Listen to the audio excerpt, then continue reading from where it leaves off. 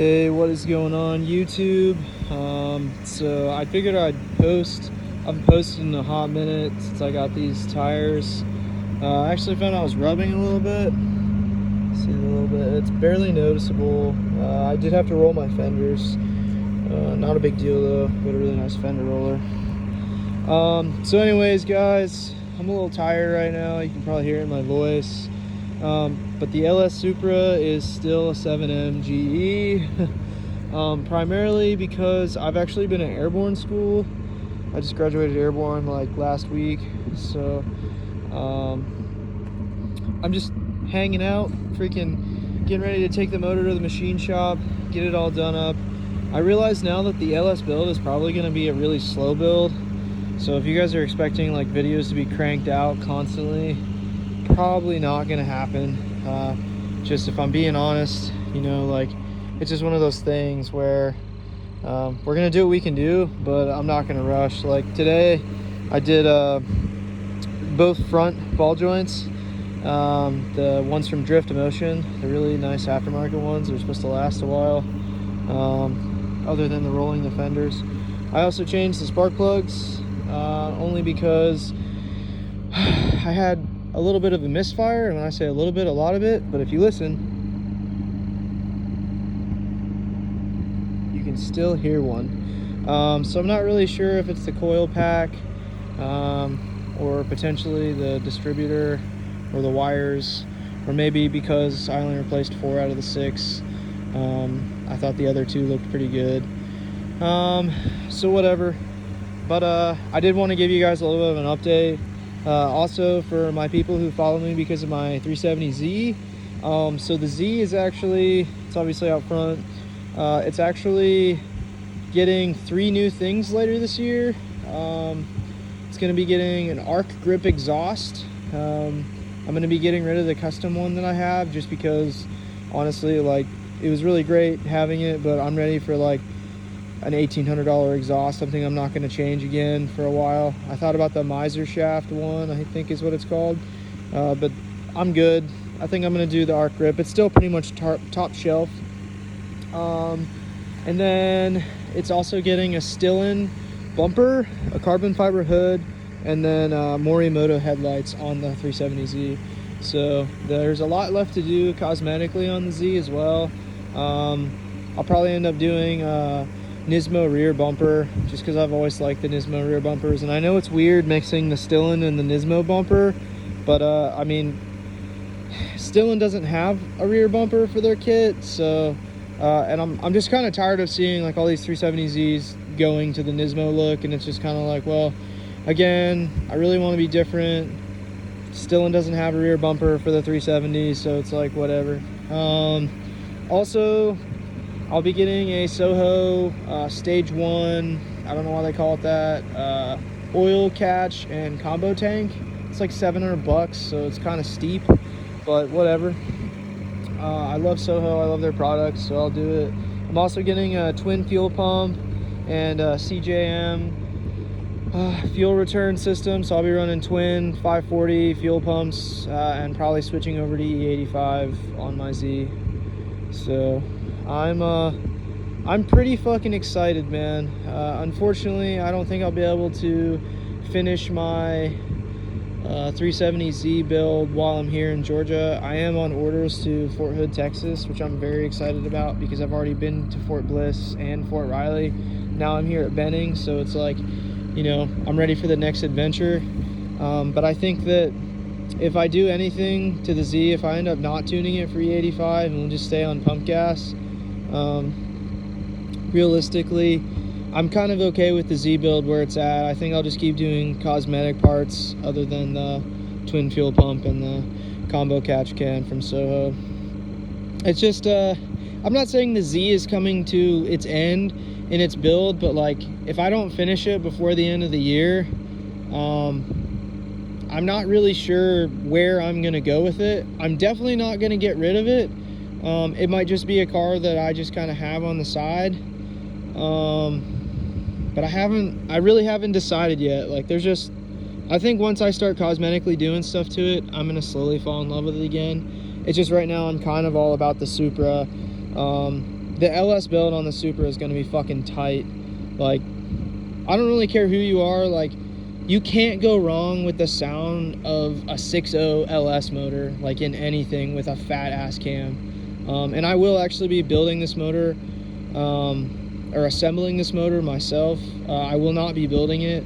I've actually had 2 friends recently. One supposedly has crank walk in his Evo, and his Evo is like over 800 horsepower, and he built that shit in his garage, which is extremely impressive. But then we had another friend who just got done building his Skyline, and unfortunately he spun a rod bearing on the dyno. So I don't know if it was torque specs or what for him, but it was just really, really sad.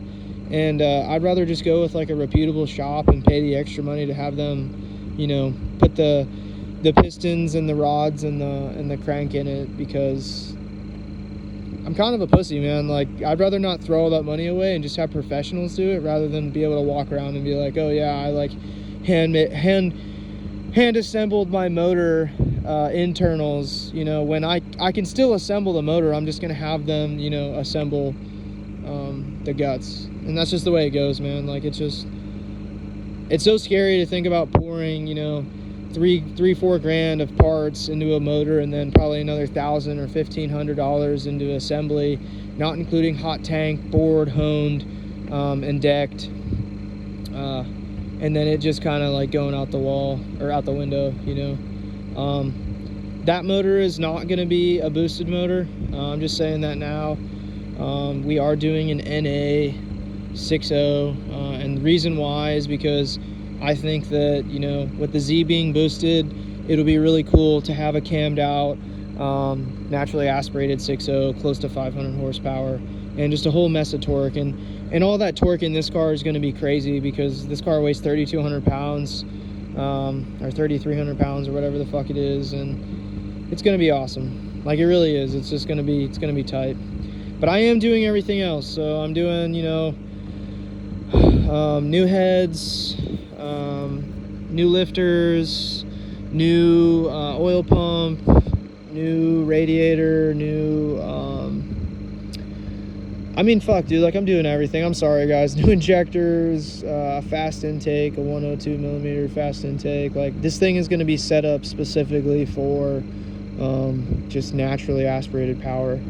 And then I'll probably get it tuned whenever I go to Houston, which will be about 2 hours from Fort Hood.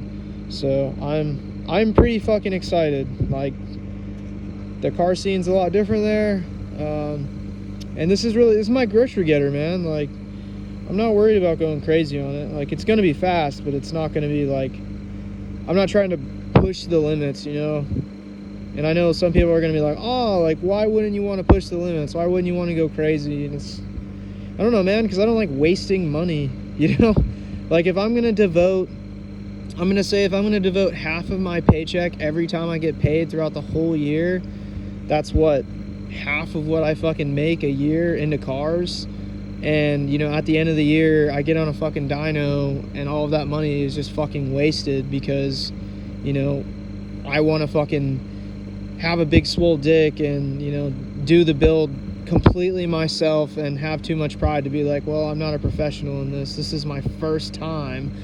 You know, it's kind of getting hard to find 6.0 motors too. So I would much rather just, you know, have a little bit of a safer bet into somebody who's had, you know, 10 to 20 years, maybe even more than that, experience building LS motors, and then just fucking send it, dude. Because again, like, you know, I had 2 friends just recently have like some crazy shit happen to their motors, and as heartbreaking as it is, you know, I just don't want to be part of that demographic of, you know, people. I don't know what the statistic is, but it's probably, I'm going to say, like, for every 5 motors that people build at home, I'm going to say at least 1 of 5 probably have catastrophic failure. And that's just me saying, like, lack of experience, you know, lack of knowledge, lack of tools, lack of, you know, supervision. When you forget to torque one bolt down as, you know, you're fucking sealing her up, and next thing you know, she's rattling apart, and there's a fucking hole in your block, and it's ruined. And I don't know, man. I'm just not willing to throw all that away. So anyways, this has been a pretty long video. It's a lot of me just kind of talking about what's been going on. But I do want to tell you guys that I am going to continue to post stuff. I am going to continue to modify. I also went and got a quote for this for a paint job, and it's $4 for a new paint job. So I think I'm also going to take it back and see what they're going to quote me for a clear coat. And I know stuff like this isn't going to come out. And these, I'm just gonna have to bite the bullet and get these painted. The spoiler's the same way. I think there's a couple other spots, but then the front bumper has a lot of cracks in it. It's definitely gonna need to be repainted. But the rest of the car, for the most part, I've seen people work magic on a clear coat. When the car gets wet, it looks beautiful. I've also heard on several occasions that whenever your car gets wet and it's, you know, got fucked up clear coat, that's how it would look with good clear coat. And if that's true, then I'd be totally willing to get this bitch clear coated, even if it's not like 100%, you know, like incredible paint job. If it's only like $700 to get clear coated, again, I'm all about going fast, not looking cool. But if you could do both for a decent price, then fuck it, let's also look cool. Other than that, I'm thinking I'm probably gonna have to wait till next spring when I have a potential of getting a bonus from the Army. And that's probably what I'll use my bonus on, as a color change.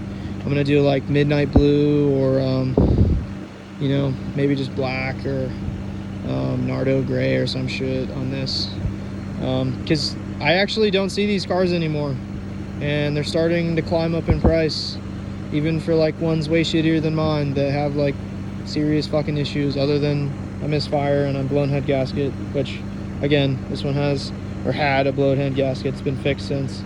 So anyways, guys, thanks for watching. Thanks for being a part of this. I know that I have like 102 subscribers now. If you guys ever need anything, especially when it comes to the Z, let me know. If you're new to the channel, I do all my own modifications. Yeah, so see you guys.